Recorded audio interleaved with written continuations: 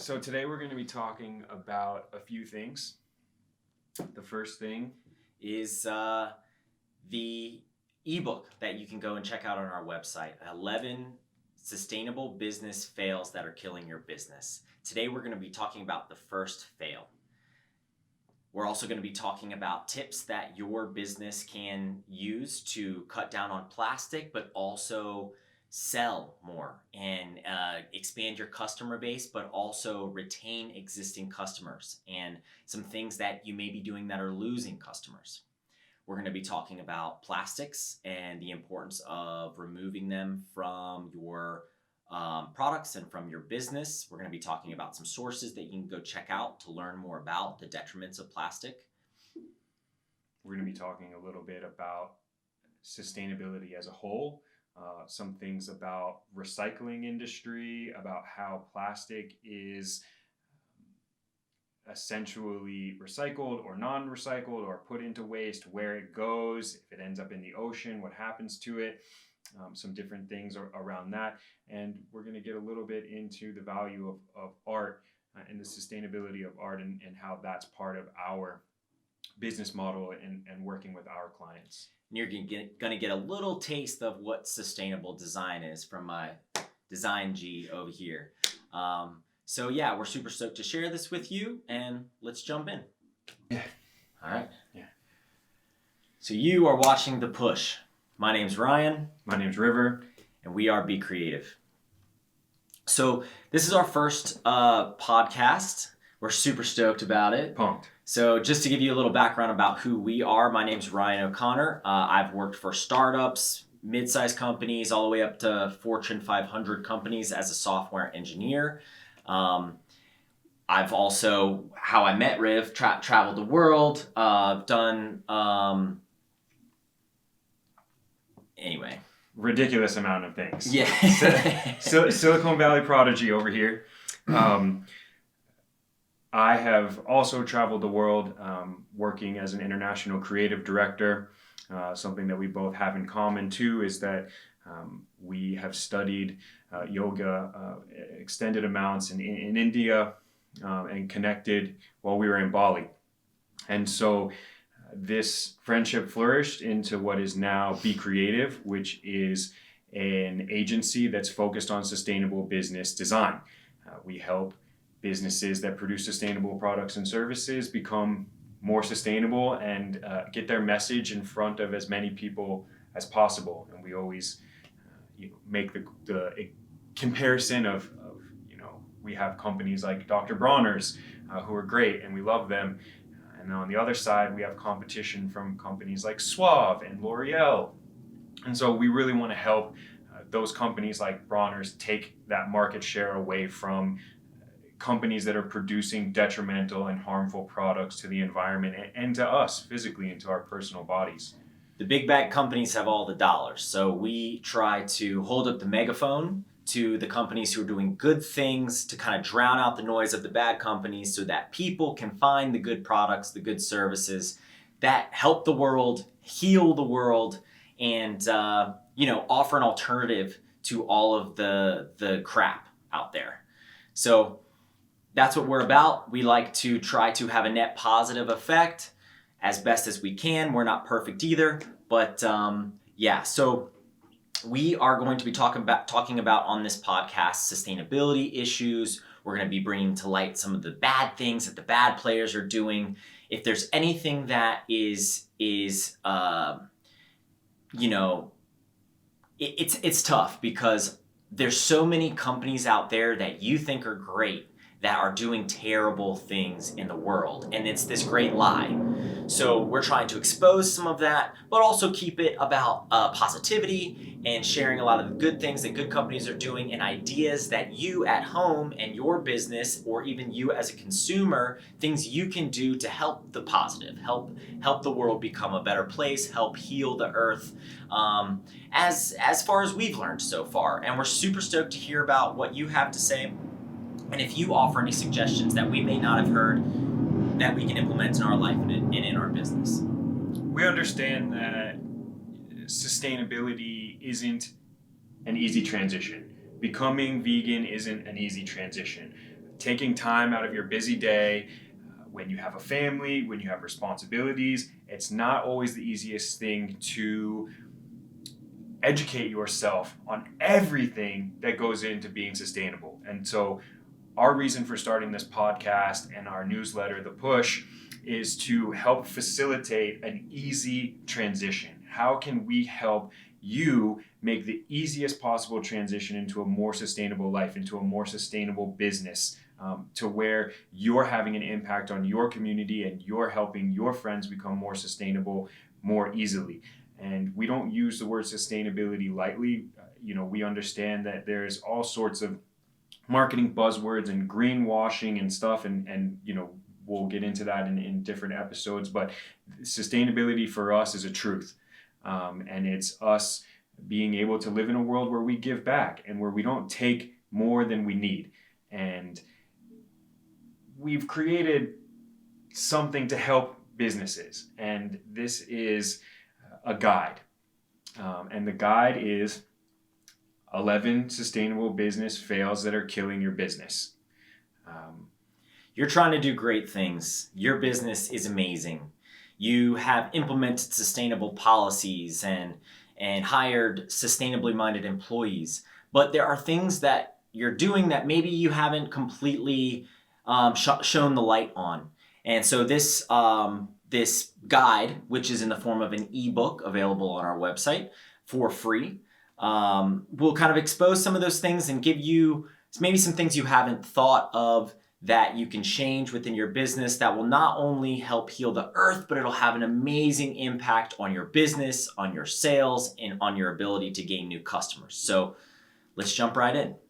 So the first fail that we talk about is you have a sustainable product, but you're packaging it and you're wrapping it in unsustainable materials. And this is something that really grinds my gears. I love, and we mentioned Dr. Bronner's because it's an easy thing that people know about. I love Dr. Bronner's. I love that they have a great mission. I love that they treat their employees well. I love that they do fair trade and different sustainable practices within their business model to help people. But what I don't love is the fact that the bottle is made out of petroleum-based plastics, right? And that feeds into this beast of the continuation of digging dinosaur bones out of the ground for resources, and the mass production of plastic, which is devastating the ocean and our land right now with poisonous chemicals. And so the question that we ask is, how can a company like Dr. Bronner's become more sustainable?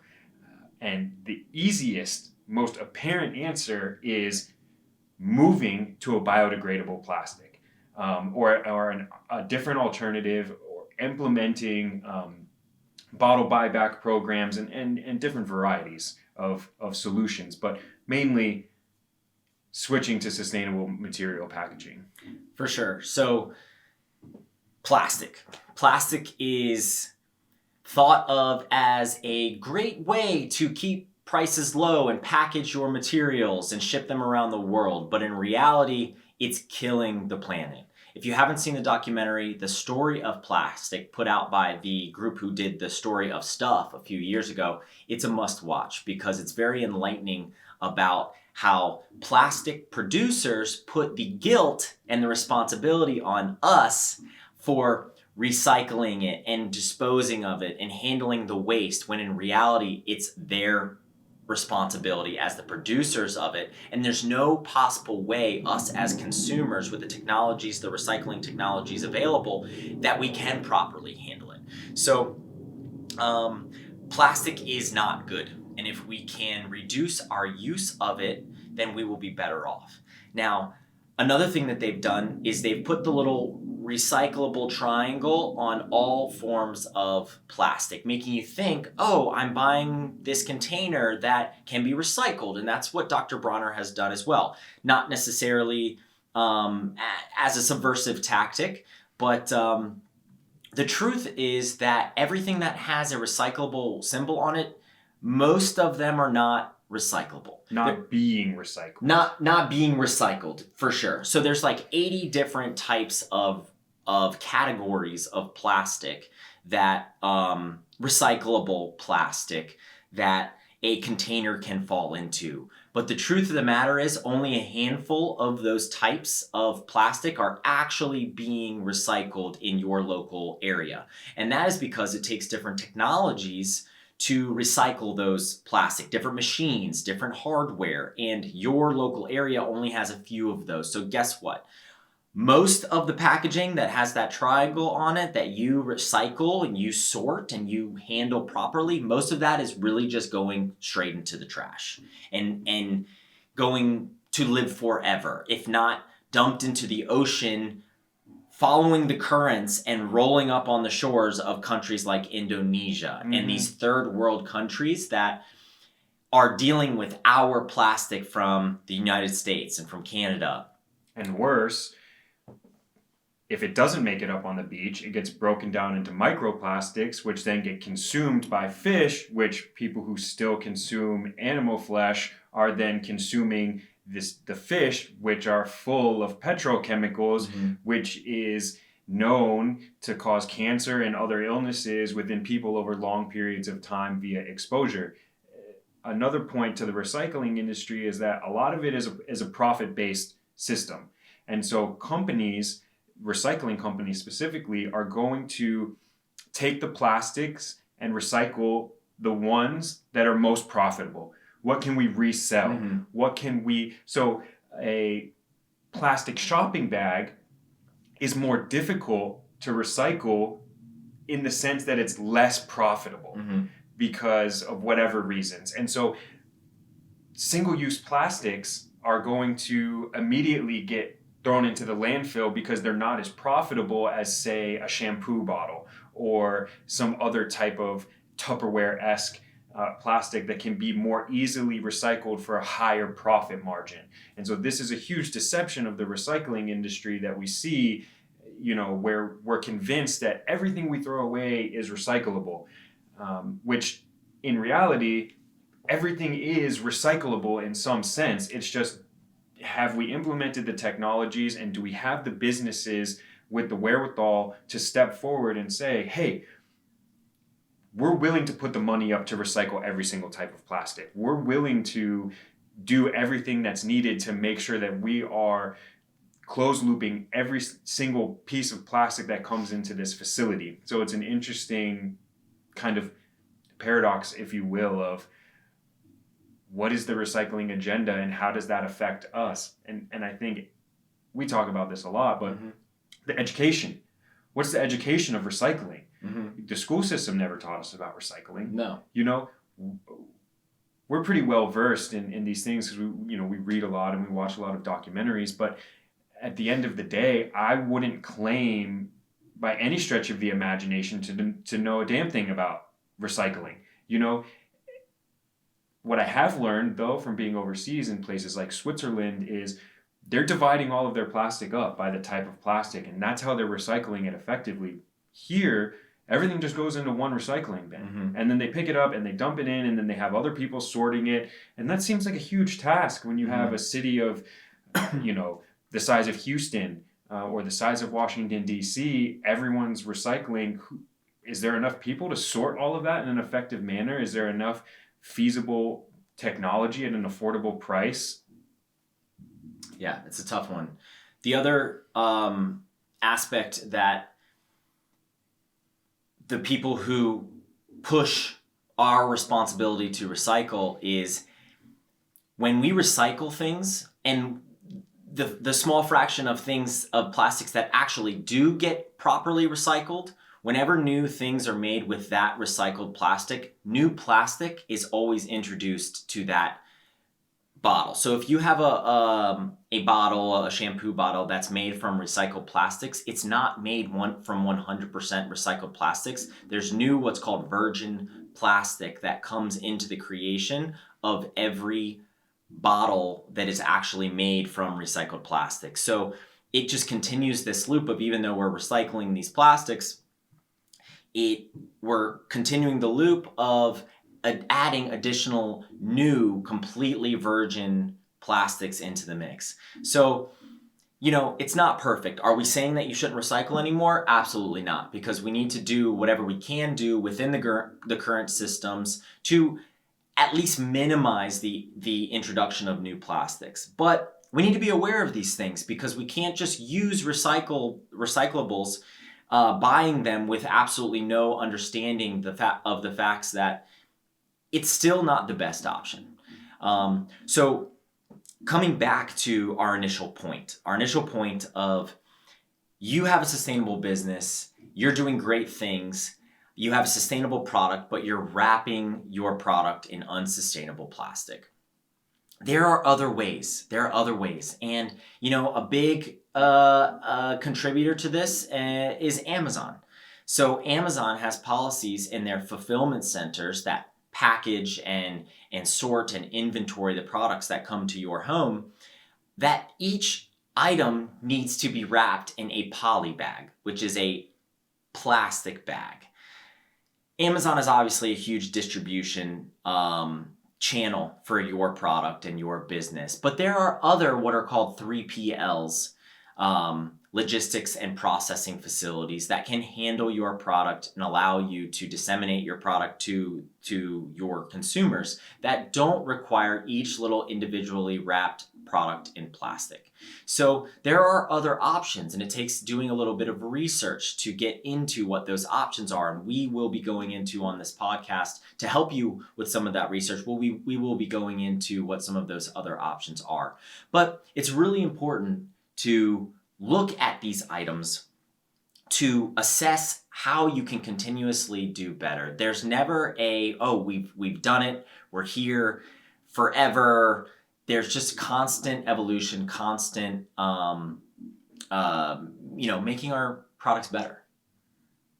It made me think of something in the middle of that Sure. that came up. And I want to ask you this question, maybe you can answer it for everyone. So I'm a sustainable business owner, and I have this product, and I'm getting an affordable bottle or an affordable plastic wrapping bag or whatever. My business seems to be going good.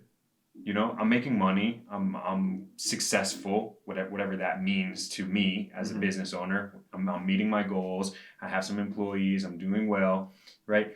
So what is the real value to me of putting in the time and effort to, say, for example, switch to a different 3PL service? Or what is the benefit to me of switching to a sustainable film or a sustainable bag or a sustainable bottle? Sure. So you could chop this up a couple different ways. And then this also leads into like the e-commerce platform. So one issue with distributing through Amazon is you don't control your data. When someone comes through and they're clicking around Amazon and they come to your channel, your product, and they buy, you don't get that demographic data on who has bought that product from your channel. You don't get their movements through the site. You don't get the next products that they looked at or the previous product that they looked at. So in choosing to go with the e-commerce platform where you control the channel, you control the 3PL, the facility that fulfills your product, and that purchase is made directly on your e-commerce website versus Amazon, you get full control of all that data, which allows you to optimize everything having to do with how your product converts online. So that's one major benefit to figuring out, putting in that time to associate a 3PL with your e-commerce website and use that as your channel rather than putting it on Amazon. Another benefit to that is when it's on Amazon, there is a ridiculous amount of competition of other products. Someone can easily look at your product, get presented with another product, and then they go over to that product. And you're competing with other companies who are advertising on Amazon. So they're going to see their product before they see your product because they've paid money to Amazon to float to the top of that list. So whereas, of course, you're going to deal with that when you advertise on Google or any other advertising platform, but there are many benefits to pushing your product and hosting the actual purchasing of your product on your own e-commerce platform rather than Amazon. So that's something absolutely worth looking into. I think another one would be customer acquisition and brand loyalty. This is something that we go through a lot. Is we go out to a vegan restaurant, we order some food. It's the middle of COVID. Everyone is mandated to serve in to-go containers at this point, and none of that is made sustainably for the most part. And so we go to this vegan restaurant, they have delicious food, they have amazing service, everyone's super nice, and we're here trying to do our part and contribute locally and contribute to do things that we see as valuable. And we get stuck with a few pounds of plastic, like a garbage bag of plastic, to go containers and forks and cups and all sorts of different things. And then we just look at each other and we're like we can't come back here, like we can't do, like, how often can we come here and contribute to this downfall of society? How, like, when we know that 20 pieces of trash are going to go into the ocean, 20 pieces of trash are going to sit in a landfill for 200 years. And so we say, okay, well, we'll just look up this recipe and cook it at home, and thankfully, we're decent chefs, but it's just sometimes you want to go out, like sometimes I want to be around other humans and I want to go out into those places and other things. We stopped using Dr. Bronner's because they have the plastic bottles, and so now we exclusively buy just bar soap for everything, bar soap, shampoo, and other things like that. And so what happens is, what we see is, and what we deal with our clients a lot, is customer acquisition cost. And so we know that it costs 5 times more. 5 times more? Is that the statistic? We'll leave the statistic in the bottom if it needs a fact check. But we know that it costs 5 times more to acquire a customer than to keep a customer. And so if it costs Dr. Bronner's $50 to get us both as a client, it's much cheaper for them to build brand loyalty, to change the packaging, and to keep us on, than it would be for them to always have to consistently go out and search for new sustainable people that are eventually going to find out that their product is not sustainable and leave. For sure. Absolutely. And River gave a little lead into a future fail that we have on the list coming up that really regards restaurants and serving on unsustainable plastic, which is related to this one as well.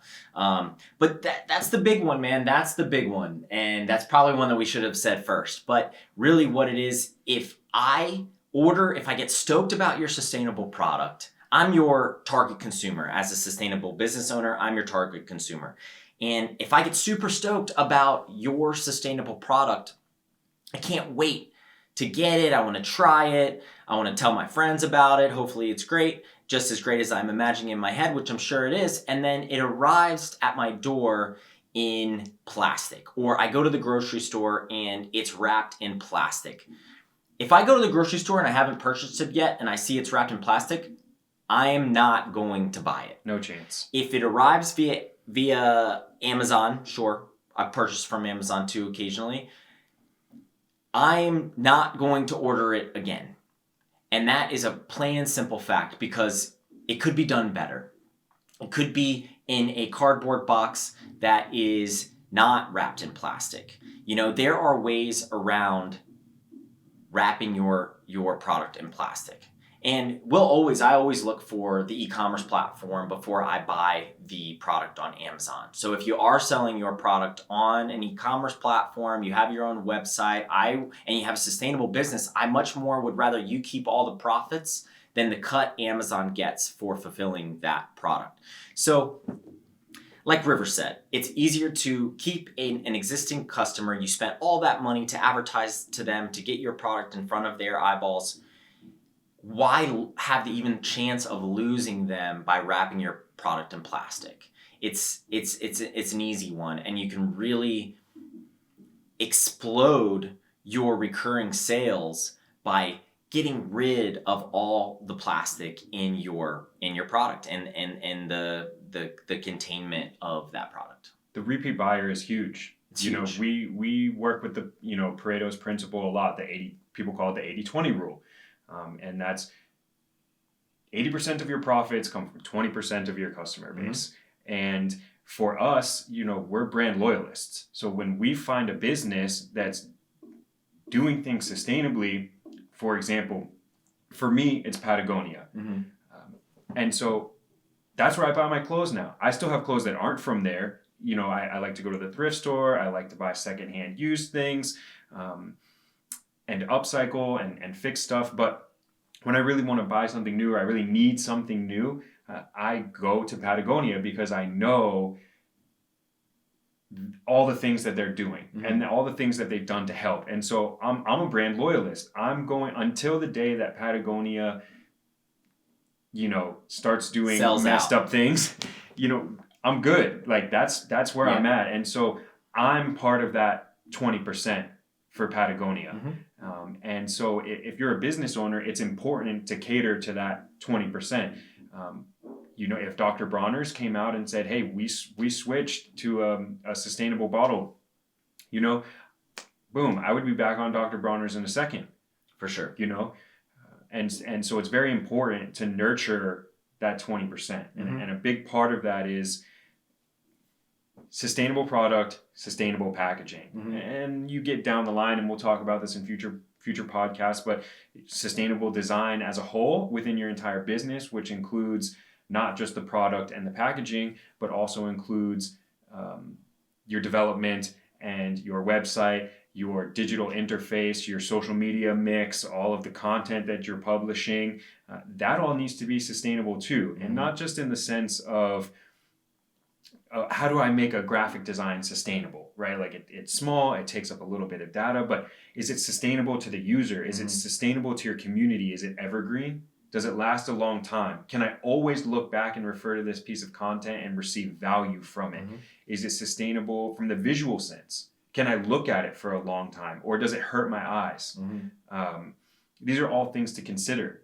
And so we're proponents of art. We love it. And we are big advocates of the art community. We're also artists ourselves. And so within this ebook that you can find on our website, it's also a book of art.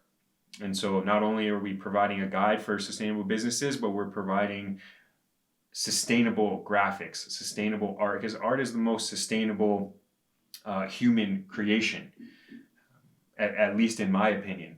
And so this is important, that the content that you publish and the information that you give to your community, that this is art, that this is sustainable, this is informative, and this is educational. And so these are the things that we work with all of our clients on, helping them become completely sufficient within the sustainable realm. Absolutely. So, you're already creating a sustainable product. You feel the need for the earth to heal. So it's just about thinking a little bit deeper about your choices and constantly growing and constantly evolving. We're not trying to neg anything that you're doing, because guess what? You're doing so much better than so many companies out there, and we are stoked for you. We want to learn more about your products. If you have a sustainable product that you're making, even if it is wrapped in plastic, it's okay. Like, we'll take a look at it for you, and we want to give you props for what you are doing, and even making it here to listen about this. And we're here to help. Yeah, we're here to help. But and I want to learn about all the cool sustainable products that are out there that I haven't heard about yet. So this is just to talk about this book the ebook as a whole. These are just some tips for how to take your sustainable mindset to the next level. And we guarantee it will have amazing consequences for your business, for your customers, for your clients. Sustainability is a trend. That's a good thing, and it's also a bad thing. And we'll talk more about that, like River mentioned, greenwashing and all those type of things. But you as a business owner always need to stay on the forefront. You always need to be challenging the norms. It's never good to settle into this comfort zone. So check out the ebook, see what kind of things that maybe you can bring into your business. If we missed anything or left anything out, hit us up, let us know. We're always open to be challenged. If you think that we got it wrong on something, let us know. We want to learn. We're constantly evolving. We're not perfect. Yeah, we're not perfect. No one's perfect, right? So we're just trying our best, and we're trying to educate ourselves and share that information. That's kind of our duty in this world is to you change yourself, and then you put the information out there and encourage others to learn, just like you did. So you want to recap real quick? Sure. So in this episode, we talked about the first fail that your business could be making that's hurting, and that is packaging your product and wrapping it in unsustainable materials.